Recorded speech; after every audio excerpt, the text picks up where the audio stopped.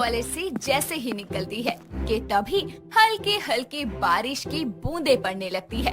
किसी तरह बारिश में भीगते हुए वो अपने घर आती है। तभी उसकी माँ ललिता उसे यूं भीगा हुआ देखकर बोलती है, अरे बारिश हो रही है, थोड़ी देर कहीं ठहर जाती ना। एक तो दिसंबर का महीना है, ऊपर से ठंड में भीग कर आई है तू। हाय, मैं तो भीग गई। ऐसे मत देखो, तौलिया दे दो। ले, एक तो तू भीग गई है, ऊपर से सर्दी जुकाम तो होना ही था। जा पहले अपने कमरे में जाकर कपड़े बदल ले, तब तक मैं तेरे लिए कुछ गरम गरम बना कर लाती हूँ। चंदू भी आता ही होगा। तभी गिन्नी चीखती हुई कमरे में जाती है और कुछ ही देर बाद कंबल में लिपटी हुई हॉल में आकर सोफे पर सिकुड़ कर बैठ जाती है। कुछ देर में उसका भाई चंदू भी घर आता है और तभी ललिता किचन से गरम गरम हरी मिर्च और आलू के पकोड़े लेकर आती है और टेबल पर रख देती है, जिसे देखकर गिन्नी मुंह बनाते हुए बोलती है, माँ आपने पकौड़े भी बनाए तो हरी मिर्च के। इतनी ठंड में भीग कर मैं वैसे ही परेशान हूँ, ऊपर से छींकों ने मेरा बुरा हाल कर दिया है। अब हरी मिर्च के पकौड़े खाकर कानों से धुआं निकलवाना चाहती हो क्या? क्या तू भी इतनी बड़ी हो गई है और अभी भी मिर्च खाने से डरती है? अरे बेटा, ये मोटी वाली हरी मिर्च है, इसमें कोई मिर्च नहीं होती। गरम गरम खाकर तो देख, तेरा सर्दी जुकाम बिल्कुल ठीक हो जाएगा। अरे माँ, तुम भी गजब करती हो। हरी मिर्च मोटी हो या सूखी हो या हरी, लेकिन जुबान पर तो लगेगी ना। अरे माँ छोड़ो ना, छींकने दो इसे।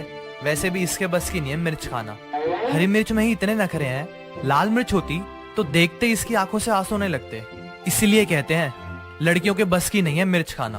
उसकी ये बात सुनकर गिन्नी को बहुत गुस्सा आता है और वो हरी मिर्च के एक पकोड़े को उठाकर बड़ी हिम्मत से खाती है और खाते ही बोलती है, माँ इसमें तो सच में मिर्च नहीं है और ये पकोड़े तो बड़े टेस्टी हैं। मैं तो सारे खा जाऊंगी। मतलब क्या मैं उर्दू या फारसी में बोल रही थी? अब खुद खा रही है तो पता चला ना। गिन्नी ललिता की बातों पर कम और हरी मिर्च के पकोड़ों को खाने में ज्यादा ध्यान देती है और गपागप सारे पकोड़े खा जाती है। ऐसे ही एक दिन कॉलेज की क्लास लेते समय गिन्नी बार बार अपनी घड़ी में टाइम देखती है और जैसे ही क्लास खत्म होती है अपनी दोस्त अहाना के साथ वो कैंटीन में जाती है और बैग से लंच निकालती है। खाने में भिंडी देखकर वो बुरा सा मुंह बनाकर बोलती है, उफ ये भिंडी। अरे क्या हुआ? क्लास में बार बार टाइम देख रही थी कि कब खाना खाए, अब खाती क्यों नहीं? क्योंकि ये भिंडी की सब्जी देखकर ना मेरी भूख खुदकुशी कर चुकी है। इस भिंडी ने मेरी जिंदगी में मतलब झंड करवा रखी है। कुछ खास नहीं, मेथी के पराठे और भरवा हरी मिर्च ले खा ले। क्या क्या क्या क्या क्या? भरवा हरी मिर्च? मतलब मैंने भरवा बैंगन, भरवा करेला और यहाँ तक कि ये स्वाद भरवा भिंडी भी खाई है, लेकिन हरी मिर्च भरवा कभी नहीं खाई। कैसे बनाते हैं? ओ बेअकल, बनने को बहुत कुछ बनता है। वो अलग बात है कि तूने पहले कभी खाया नहीं। ये खाकर देख, टेस्टी लगेगा और डोंट वरी, मिर्च भी नहीं लगेगी। अहाना के इतना बोलते ही गिन्नी उसके खाने पर टूट पड़ती है और कुछ ही देर में वो सब चट कर जाती है। उसे ऐसे खाता देखकर अहाना बोलती है, अरे अरे आराम से, सारा तू ही खा लियो, मैं तेरी भिंडी से काम चला लूंगी। थैंक यू यार। इतना बोलकर वो खाने लगती है, जिसके बाद से उसे हरी मिर्च खाने का शौक बढ़ जाता है और वो अपने खाने में किसी न किसी तरह से हरी मिर्च को खाने लगती है, जैसे हरी मिर्च का अचार, हरी मिर्च की सब्जी, पकोड़े और कुछ ना मिले तो कच्ची हरी मिर्च ही वो खा लिया करती है। ज्यादा हरी मिर्च खाने से एक दिन उसके पेट में जलन सी होने लगती है और उसके मुंह में छाले हो जाते हैं। एक दिन वो नाश्ता कर रही होती है और हर एक बाइट के बाद वो पानी पी रही होती है। ये देखकर उसकी माँ बोलती है, अरे गिन्नी क्या बात है, खाना खाने से ज्यादा तो पानी पिए जा रही है। मैंने तो इतनी मिर्च भी नहीं डाली है, पर तुझे क्यों लग रही है? नहीं माँ, खाना तो बहुत अच्छा बना है, बस मेरे मुंह में छाले से हो गए हैं। कुछ भी खाने पर बहुत जलन हो रही है। अच्छा, छाले हो गए हैं? तूने मुझे बताया भी नहीं। चल डॉक्टर के पास चलते हैं बेटा। अरे माँ, 1-2 दिन में खुद ही ठीक हो जाएंगे, क्यों डॉक्टर के पास पैसे फूकने हैं? हाँ ना, चल अभी।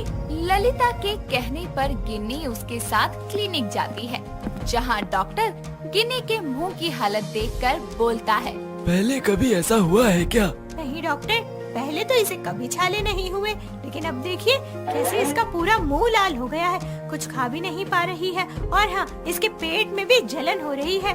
पेट की गर्मी के कारण ही ये हो रहा है। ऐसा मिर्च का ज्यादा सेवन करने से होता है, क्योंकि हरी मिर्च में मौजूद कैप्साइसिन पेट में गर्मी को बढ़ाता है। इसीलिए हरी मिर्च का सेवन एक लिमिट में ही करना चाहिए। बाकी मैं इनके लिए दवाइयाँ लिख देता हूँ। और हाँ, हरी मिर्च का सेवन रोज कीजिए, वो शरीर के लिए फायदेमंद है, लेकिन एक निश्चित मात्रा में। इतना कहकर डॉक्टर उन्हें दवाइयाँ लिखकर दे देता है और कुछ ही दिनों में गिन्नी के छाले और पेट की जलन बिल्कुल ठीक हो जाती है। साथ ही उसकी शादी सचिन नाम के लड़के के साथ हो जाती है। ऐसे ही एक दिन उसकी सास वसुधा एक पन्नी में बहुत सारी हरी मिर्च लेकर आती है और उससे बोलती है, बहू मिर्च को बारीक बारीक काट ले। सासू माँ, इतनी सारी हरी मिर्च का क्या करेंगी आप? मतलब ज्यादा मिर्च खाने से नुकसान हो सकता है। अरे बहू, इसे ऐसे ही थोड़ी खाना है। मैं तो हरी मिर्च का अचार बनाने के लिए लाई हूँ इतनी सारी। अचार? मतलब आप इतनी सारी हरी मिर्च अचार बनाने के लिए लाई हैं? तू बहरी है क्या? एक बार में ठीक से सुनाई नहीं देता? हाँ, हरी मिर्च का अचार बनाने की बात कर रही हूँ। चल अब जल्दी से इन मिर्चियों के छोटे छोटे टुकड़े कर और इन्हें धूप में सुखा दे। गिन्नी वैसा ही करती है और कुछ ही दिनों में हरी मिर्च का अचार तैयार हो जाता है और गिन्नी को वो इतना पसंद आता है कि वो तीनों टाइम अचार ही खाने लगती है। एक दिन नाश्ते के समय वसुधा बोलती है, अरे बहू, सचिन को भी तो मिर्च का अचार खिला, आखिर उसकी माँ ने बनाया है, लेकर आ जरा। वो हरी मिर्च का अचार? हाँ हाँ, जो बहुत टेस्टी और मसालेदार बना था। अरे नासपीटी, हाँ वही। अब लेकर भी आएगी या नहीं? सासू माँ, वो तो खत्म हो गया है, मैंने सारा खा लिया। सारा? अरे तुम्हें खट्टा इतना पसंद है कि कुछ दिनों में ही तुम अचार की पूरी बरनी खा गई। सब ठीक तो है ना गिन्नी? हाँ हाँ, सब ठीक है, वैसी कोई बात नहीं है। वो क्या है ना, मुझे हरी मिर्च बहुत पसंद है, तो बस मैंने एक नई डिश बनाई है, हरी मिर्च फ्राई। दोनों उसकी बनाई हुई हरी मिर्च फ्राई को टेस्ट करते हैं और सचिन बोलता है, आहा, क्या स्वाद है गिन्नी। हरी मिर्च की कोई ऐसी भी डिश हो सकती है, वो भी इतनी मजेदार। माँ ने भी पहले ऐसी डिश कभी नहीं बनाई। बस बस, इतनी तारीफ ठीक है। मतलब अच्छी बनी है हरी मिर्ची फ्राई। गिन्नी, थोड़ी बची हो तो लंच में भी पैक कर देना। जी जी, शुक्रिया। गिन्नी, क्या बात है, तेरी हरी मिर्च फ्राई तो छा गई। जिसके बाद वो हर 2-3 दिन बाद हरी मिर्च को किसी न किसी तरह हर खाने में डाल दिया करती। एक दिन कुछ पड़ोसनी उसके घर आती है तो उनके स्वागत के लिए गिन्नी समोसों के साथ ग्रीन चिल्ली सॉस बनाकर सर्व करती है, जिसे खाते ही उसकी पड़ोसनी बोलती है, वसुधा, समोसे के साथ की ये चटनी तो बड़ी चटपटी है, कहाँ से लाई? आंटी जी, कहीं से मांग कर नहीं, बल्कि ग्रीन चिली सॉस मैंने खुद बनाई है। अच्छा, तभी मैं कहूँ अलग ही स्वाद आ रहा है। हाँ, फिर भी तो एक समोसे के साथ 2 कटोरी चटनी चाट गई, क्यों? बहू, तेरी सास भी ना बड़ी मजाकिया है। कुछ देर बाद जब पड़ोसनी चली जाती है तो वसुधा बोलती है, बहू, तू अच्छा खाना बनाती है, लेकिन इतनी मिर्च वाली चीजें खाना ठीक नहीं है। पेट में जलन और एसिडिटी की प्रॉब्लम हो जाती है, और तो और पाइल्स जैसी खतरनाक बीमारी भी हो सकती है। सासू माँ, मुझे पता है, इसी कारण तो मैं डॉक्टर के पास भी जा चुकी हूँ। इसीलिए मैं लाल मिर्च बहुत कम यूज करती हूँ और हरी मिर्च भी लिमिट में ही खाती हूँ। और हाँ, मिर्च खाने के हमें बहुत सारे फायदे होते हैं। इससे हमारी आँखें और स्किन स्वस्थ रहते हैं, क्योंकि मिर्ची एंटीबैक्टीरियल होती है। साथ ही ये वजन घटाने में भी असरदार होती है। उंगली भर की हरी मिर्च में इतने सारे गुण, क्या बात है, फिर तो सही है। तो इसी बात पर आज मैं तुझे बेसन और हरी मिर्च के तिपोलिये बनाना सिखाऊंगी। क्या बात है सासू माँ, हरी मिर्च की नई नई रेसिपी आपको भी पता है। चलिए फिर तैयारी करते हैं। इतना कहकर दोनों सास बहू हंसने लगती है। हर रोज एक नई कहानी देखने के लिए चैनल को सब्सक्राइब करें और बेल आइकन दबाना ना भूलें। इमरती घर की साफ सफाई कर रही होती है। सफाई करते वक्त वो ड्राइंग रूम में जाती है, जहाँ कुमार सोफे पर बैठकर न्यूज़पेपर पढ़ रहा होता है। तो इमरती उसे देखकर खुद से बोलती है, हाय कितना हॉट है ये। जब भी इसे देखती हूँ मन करता है कि बस देखती ही रहूं। हाय पढ़ते हुए भी कितना हैंडसम लग रहा है। इसे चाय तो मैंने दी ही नहीं, और हाँ ये मुझसे बोलेगा भी नहीं, मैं ही पूछ लेती हूँ। फिर इमरती कुमार से बोलती है, कुमार साहब मैं आपके लिए चाय बना कर लाऊं? अभी नहीं इमरती, अभी मन नहीं है। सब ठीक तो है ना? वैसे तो आप कभी चाय के लिए मना नहीं करते, फिर आज कैसे? बस ऐसे ही यार, जब मेरा मन होगा तो मैं खुद तुमसे बोल दूंगा। ठीक है कुमार साहब, मुझे बता दीजिएगा। ठीक है। इमरती वहाँ से चली जाती है और जाकर किचन में काम करने लगती है। वो खाने की तैयारियां कर रही होती है। थोड़ी देर बाद कुमार किचन में आता है और वो इमरती से बोलता है, सुनो, मुझे प्यास लगी है, जरा पानी दे दो। अरे कुमार साहब आप मुझे आवाज लगा देते, मैं खुद आपको पानी देने आ जाती। कोई बात नहीं, वैसे भी तो पूरे दिन बैठकर राइटिंग करता रहता हूँ, थोड़ा घूम फिर लूंगा तो कुछ हो थोड़ी जाएगा। ये भी ठीक है, आप रुकिए मैं आपको पानी दे देती हूँ। इमरती कुमार के लिए पानी भरती है और उसे देने के लिए उसकी तरफ आती है तो अचानक ही उसका पैर उलझ जाता है, जिसकी वजह से वो और पानी का ग्लास दोनों कुमार के ऊपर गिर जाते हैं। फिर इमरती और कुमार दोनों एक साथ नीचे गिर जाते हैं। इमरती कुमार के ऊपर होती है और वो उसे बहुत ही प्यार से देखने लगती है और खुद से बोलती है, हाय ये क्या हो गया? जो मैंने कभी सपने में भी नहीं सोचा था वो हकीकत में हो गया। दिल कर रहा है बस इनके ऊपर ही लेटी रहूं।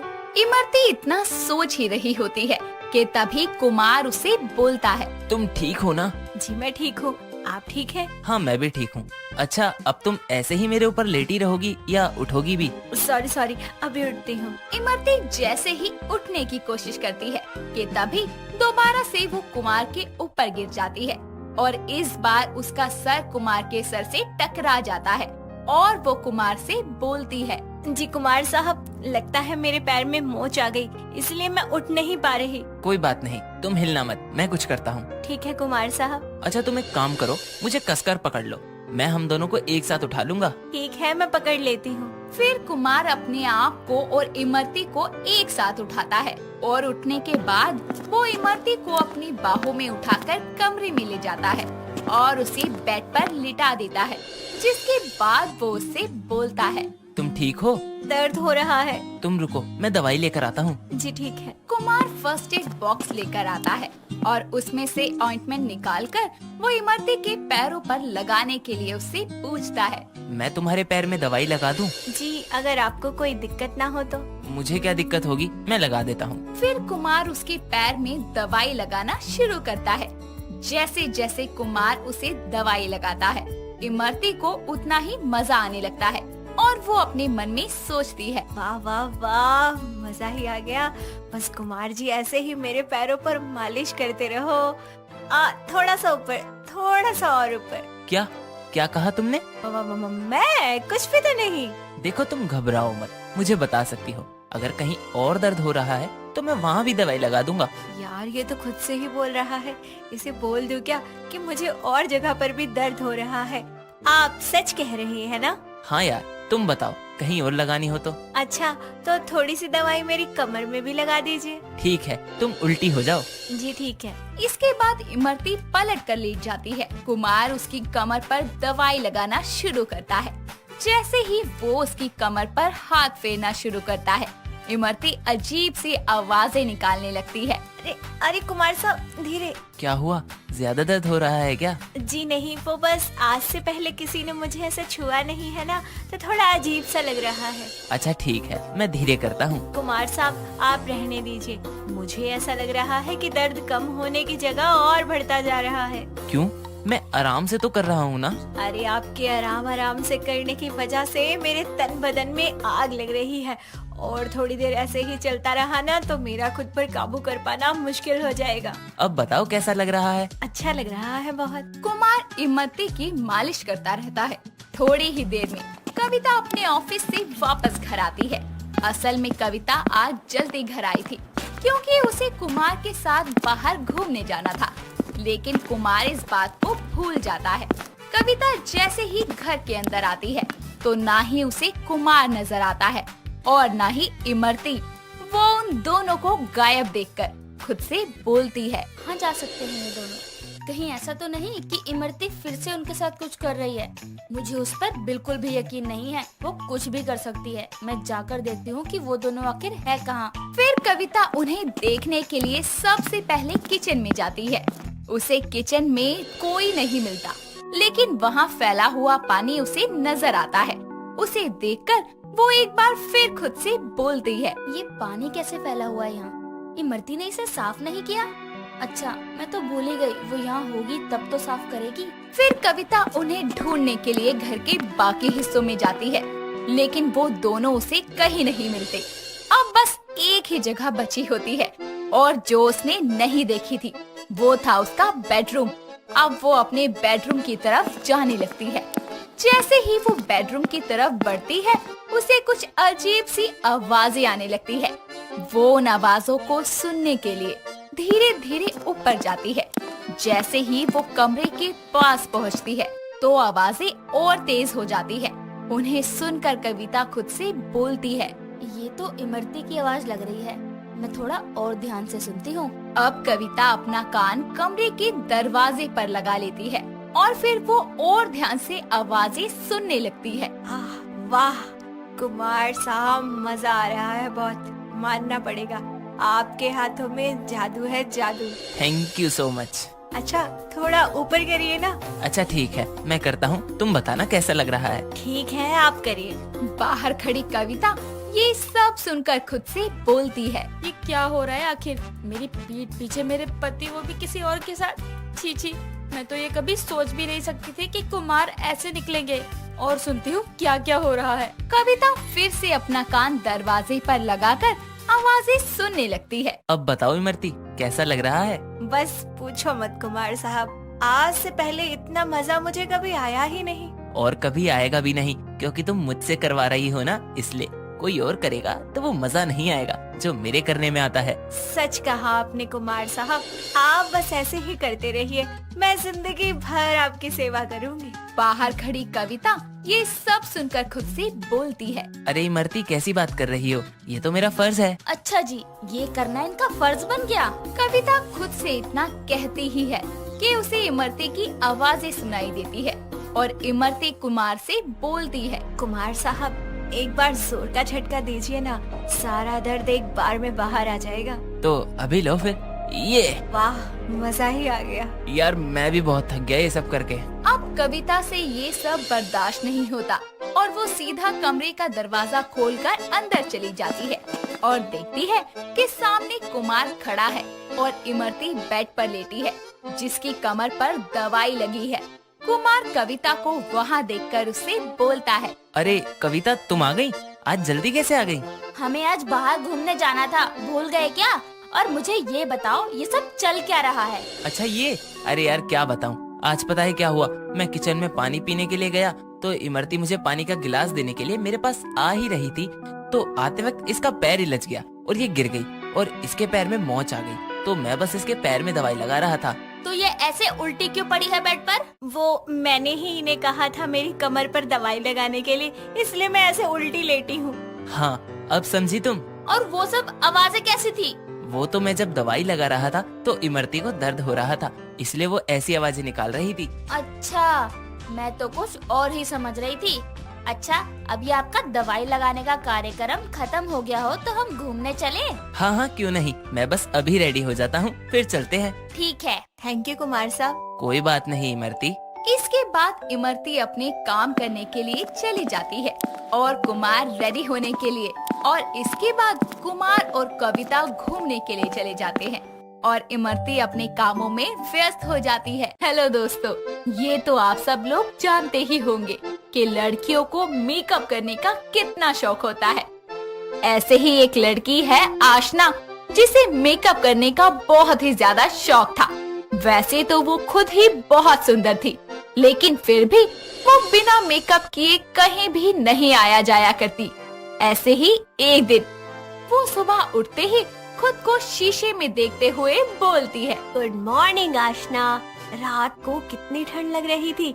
लगता है सर्दी का मौसम आ गया है, तभी मुझे इतनी ठंड लग रही थी। अरे यार, जब मैं रात को सोती हूँ तो मेरा चेहरा कितना चमक रहा होता है, लेकिन जब सुबह उठती हूँ तो एकदम काया ही पलट जाती है, उजड़ा चमन लग रहा होता है।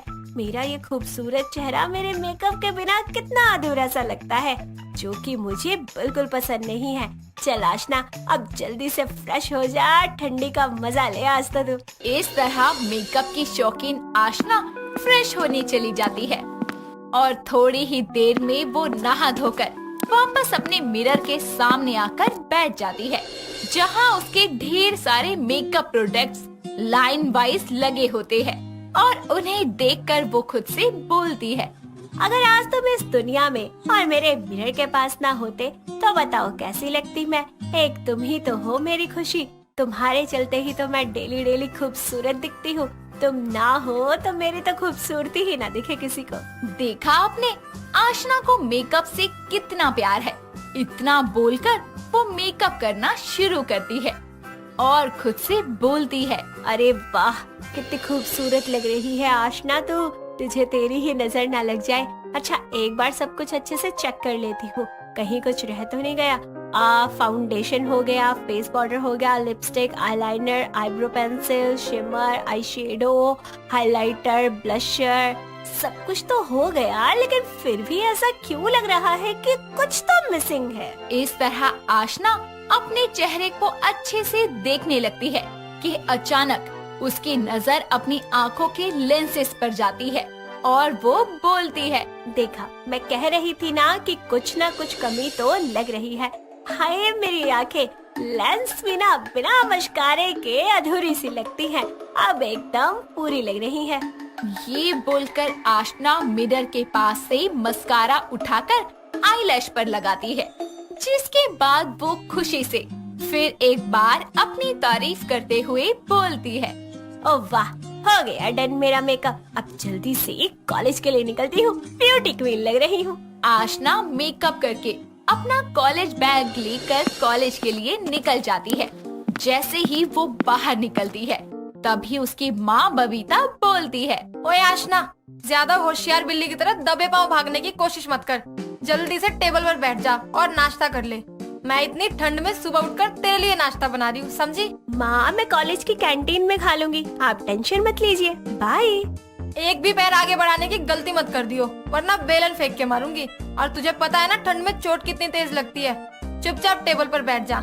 नालायक, तुझे शीशे के आगे खड़े होकर रेडी होने के लिए तो वक्त ही वक्त होता है, और सुबह नाश्ता करने के लिए 15 मिनट भी भारी पड़ रहे हैं। अगर आज तो बिना नाश्ता किए गई ना, तो आगे से अपने दोनों हाथ लेकर मेरे पास मेकअप खरीदने के पैसे मत मांगने आना। नहीं माँ, ये शब्द सुनने से तो अच्छा है कि मैं नाश्ता करके कॉलेज जाऊँ। बस कर अपनी ये नौटंकियाँ, जल्दी से नाश्ता कर और दफा हो मेकअप की दुकान।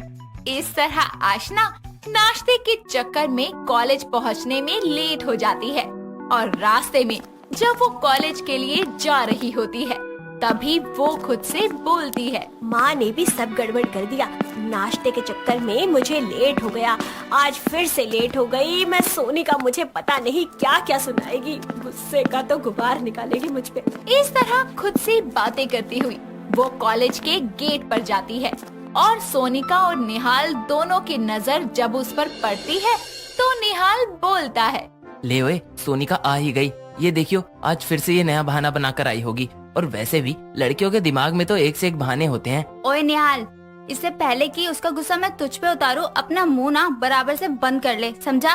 इस तरह वो दोनों बातें कर ही रहे होते हैं कि तभी आशना उसके पास आकर पूछती है, क्या बात कर रहे थे तुम दोनों मेरे बारे में? हाँ, इतनी ठंड में जो तू रोज रोज मुझे क्लास के बाहर खड़ा करके वेट करवाती है ना, उसी के बारे में।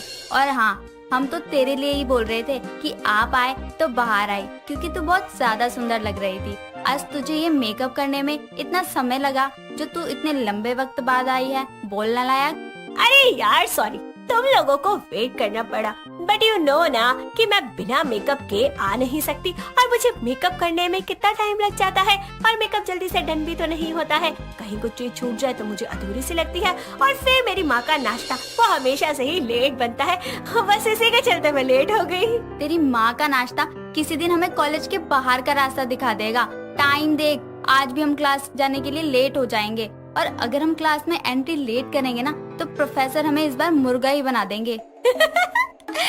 अरे बेफिक्र रहो यार, भले ही वो मुर्गा हमें बनाएगा लेकिन मार्कशीट में अंडे वो खुद ही देगा, स्टूपिड कहीं का। वो कैसे बे? अरे जब हम ऐसे ही क्लास में लेट जाएंगे तो वो गुस्सा होकर हमारे एग्जाम पेपर के मार्क्स में ही तो निकालेगा ना 0 अंडा। ओए मेकअप करके तू रोज रोज अपनी शक्ल के साथ आज अकल भी घर छोड़कर आई है क्या बे? हम इतनी ठंड में सर से मार्क्स में अंडे नहीं लेने आते। ओए कुत्ते, खबरदार, तूने मेरे मेकअप पर कमेंट किया तो। ओए तूने मुझे गाली क्यों दी बे? अगर मेरा भेजा हिल गया ना तो एक दूंगा सन्नाटेदार, और जिसके बाद तू सीधे मम्मी को याद करेगी, रोएगी पूरा दिन और पूरा मेकअप उतर जाएगा तेरा। फिर मुझे पता है कि तू अपने थोबड़े को ठीक करने के लिए महिला मुख काया पलट जाएगी, मेरा मतलब पार्लर जाएगी। अबे ओ चिरकुट, अगर तुझे पता नहीं है ना तो मैं बता देती हूँ, मैं अपना मेकअप डेली खुद करती हूँ। इस तरह वो तीनों अपने कॉलेज की क्लास में जाकर पढ़ाई करते हैं, जिसके कुछ देर बाद कॉलेज खत्म हो जाता है और आशना अपने घर जाती है और ऐसे ही वो रोज मेकअप करके कॉलेज जाती और अपनी खूबसूरती का ख्याल रखती। एक दिन जब वो सुबह मेकअप करके कॉलेज जाती है तो निहाल और सोनिका के पास खड़ी हो जाती है और वो तीनों बातें कर रहे होते हैं। तभी सोनिका की नजर उसके मेकअप पर जाती है और वो बोलती है, ओए आशना, आज तूने जल्दीबाजी में अपना मेकअप ठीक से नहीं किया क्या? तेरे फेस का पाउडर कहीं से उड़ा उड़ा नजर आ रहा है। ऐसा लग रहा है जैसे कि आसमान में कहीं कहीं बादल है तो कहीं साफ आसमान। चल कम से कम इसका मेकअप हटने से इसका असली चेहरा तो दिखेगा। वैसे मैं दूर हो जाता हूँ पहले ही। क्यों? तू ऐसा क्यों बोल रहा है? क्योंकि ना मैंने एक न्यूज में पढ़ा था कि एक बार दिल्ली में भारी बारिश के कारण कई लड़कियों के चेहरे से मेकअप उतर गया था, जिसके कारण जो लड़के उनके दोस्त या लवर थे वो लड़के उन्हें बिना मेकअप देखकर आईसीयू में एडमिट हो गए। इसीलिए क्योंकि ये लड़कियां मेकअप के बाद तो अति सुंदर लगती हैं और बिना मेकअप किए बिल्कुल बंदर। बस बहुत हो गया तुम दोनों का, जा रही हूँ मैं यहाँ से। इस तरह आशना गुस्से में वहाँ से चली जाती है और जैसे ही वो घर जाती है तो उसकी माँ उसका उदास चेहरा देखकर बोलती है, ओए आशना, क्या हुआ तुझे? पारा क्यों बजे तेरे चेहरे पर? मेकअप खत्म हो गया क्या? तो पैसे ले ले। माँ आप भी मुझे मत चिढ़ाओ। ये बोलकर आशना अपने कमरे में जाकर शीशे में अपना चेहरा देखने लगती है और अपने चेहरे से मेकअप के कारण हुई व्हाइट पैचेस को ठीक करने की कोशिश करती है, लेकिन चेहरे की नमी चले जाने के कारण बार बार उसके चेहरे पर मेकअप खराब होने लगता है और ये सब उसकी माँ बाहर खड़ी दरवाजे से देख लेती है, जिसके बाद वो अंदर आकर बोलती है, बेटा आशना, गुस्सा तेरी इस परेशानी का हल नहीं, समझी? मुझे लग रहा है कि सर्दी के कारण और लगातार मेकअप के कारण तेरे चेहरे से नमी चली गई है, इसलिए शायद तेरे चेहरे से ये मेकअप हट जा रहा है और तेरा चेहरा भी जगह जगह से सफेद हो रहा है। तू एक काम कर, ये पैसे ले और स्किन स्पेशलिस्ट के पास जा और दिखा कि ये व्हाइट धब्बे क्यों हो रहे हैं और ये दाने भी। अपनी माँ की बात सुनकर वो अपने चेहरे पर हो रही परेशानी को दूर करने के लिए फौरन ही स्किन स्पेशलिस्ट के पास जाती है और अपनी फेस से रिलेटेड प्रॉब्लम दिखाती है, जिसके बाद स्किन स्पेशलिस्ट उसकी फेस स्किन को चेक करके बोलता है, don't worry miss Aashna, it's just a little problem. ये सर्दी में अक्सर हो जाती है, लेकिन अगर आपने इस पर ध्यान नहीं दिया तो ये बहुत बड़ी प्रॉब्लम हो सकती है। मतलब कोई बड़ी प्रॉब्लम तो नहीं है ना? मेरी स्किन पहले जैसी तो हो जाएगी ना?